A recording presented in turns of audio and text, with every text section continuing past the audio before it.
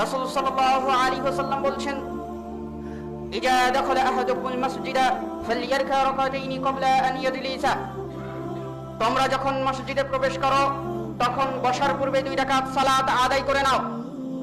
রাসূল সাল্লাল্লাহু আলাইহি ওয়াসাল্লাম তিনি এভাবে বলছেন যে যখন তোমরা মসজিদে প্রবেশ করবে, মসজিদে প্রবেশ করে বসার পূর্বে কি করবে? বসার পূর্বে তোমরা 2 রাকাত সালাত আদায় করে তারপরে বসবে, এর আগে তোমরা বসবে না। তাহলে মসজিদে প্রবেশ করে বসতে হলে আপনাকে 2 রাকাত সালাত আদায় করে নিতে হবে। এটা রাসূল সাল্লাল্লাহু আলাইহি ওয়াসাল্লামের হাদিস দ্বারা প্রমাণিত। সহিহুল বুখারীর 444 নম্বর হাদিস। অথবা হাদিসে রাসূল সাল্লাল্লাহু আলাইহি ওয়াসাল্লাম এই কথা বলছেন। তাহলে আপনি মসজিদে প্রবেশ করে এখন যদি দেখেন যে নিষিদ্ধ সময়, এই সময়ে সালাত আদায় করা যায় না, নিষিদ্ধ সময়, তাহলে কি করবেন? এখন আমাদের ভিতরে অনেকেই আমরা যুক্তি দিয়ে থাকি, মসজিদে প্রবেশ করে 2 রাকাত সালাত আদায় করতে হয়, তবে এটা তো নিষিদ্ধ সময়, তাহলে কি করতে হবে? তাহলে সরাসরি বসে যেতে হবে। না, এটা নিতান্তই মূর্খতা, নিতান্তই ভুল ধারণা। আপনি মসজিদে প্রবেশ করে যদি দেখেন যে নিষিদ্ধ সময় অথবা জামাত শুরু হবে, সময় নেই, তাহলে আপনাকে দাঁড়িয়ে থাকতে হবে।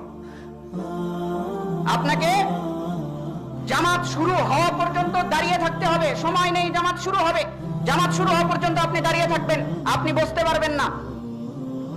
যদি আপনি বসতে চান আপনাকে 2 রাকাত সালাত আদায় করেই বসতে হবে। এটা মসজিদ, মসজিদের একটি আদব আছে, মসজিদের একটি সম্মান আছে।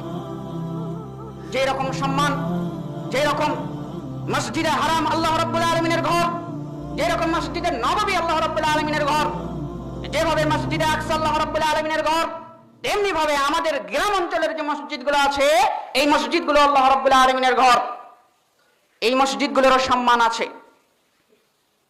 এজন্য আপনাকে মসজিদে প্রবেশ করে 2 রাকাত সালাত আদায় করে আপনাকে বসতে হবে। মসজিদের সম্মানার্থে, মসজিদের সম্মান আছে, এই সম্মানের কারণে আপনাকে 2 রাকাত সালাত আদায় করে বসতে হবে। মসজিদে 2 রাকাত সালাত আদায় না করে আপনি বসতে পারবেন না, কোনোভাবেই আপনি মসজিদে 2 রাকাত সালাত আদায় না করে বসতে পারবেন না। একজন মেকার যে মসজিদের ইলেকট্রিসিটি ঠিক করতে এসেছে, সেও যদি কয় যে আমি মসজিদে বসবো, তাকেও 2 রাকাত সালাত আদায় করতে হবে, নচেত সে বসতে পারবে না। এটা রাসূল সাল্লাল্লাহু আলাইহি ওয়াসাল্লামের আদেশ, এটা মসজিদের আদব, এটা মসজিদের সম্মান। মসজিদকে সম্মান দিয়ে আপনাকে চলতে হবে, মসজিদকে সম্মান, মসজিদের সম্মান আদায় করে আপনাকে মসজিদে বসতে হবে, নচেত আপনি মসজিদে বসতে পারবেন না। সম্মানিত উপস্থিতি, অতএব আমরা অযথা একটা যুক্তি দিয়ে, অযথা একটা যুক্তি খণ্ডন করে আমরা ধর্ম